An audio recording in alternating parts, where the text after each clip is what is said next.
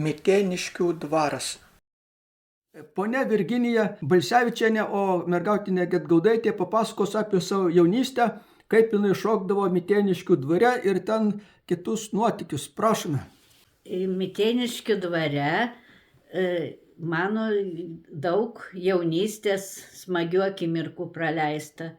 Eidavom į šokius, iš Juškonių kaimų, ten apie 3 kilometrus, eidavom būrius, dainuodami dainas.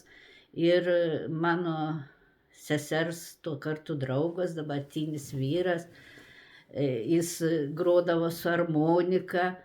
Mes eidavom į šokius, bet visada sustodavom prie Marijos.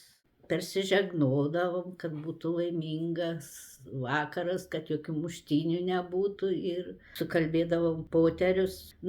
Aš smulkiai nežinau, bet žinau, mums kažkaip buvo pasakyta, kad ten ta Marijos, ta koplytėlė tokia, yra šventa.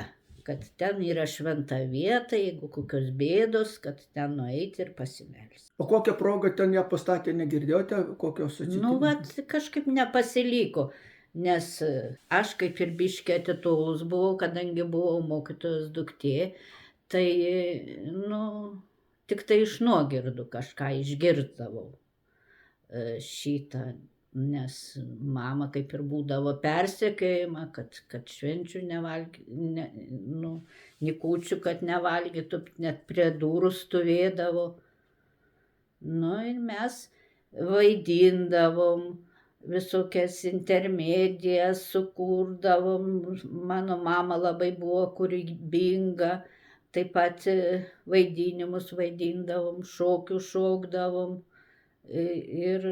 O tas dvaras ten buvo padaryta gimdymo namai anksčiau, ne? Ar dar prieš tai čia buvo tas šokiai kaip kultūros namai padaryti? Ne, jau buvo padaryti kultūros namai, jau aš nežinau to gimdymo namų. Ten buvo kultūros namai, šokiai, bet kultūros namų nebuvo jokios direktorės. Paskui padarė direktorė. O kokį įspūdį pats dvaras jums taip? Jis toks gražus buvo su kolonom. Ir akustika tokia gera buvo. Va kaip dainuodavom, va taip gerai skambėdavo. Buvo ir scena padaryta. O tie šokiai kada prasidėdavo, kurią valandą baigdavosi maždaug? Kol pavargdavo jau muzikantas.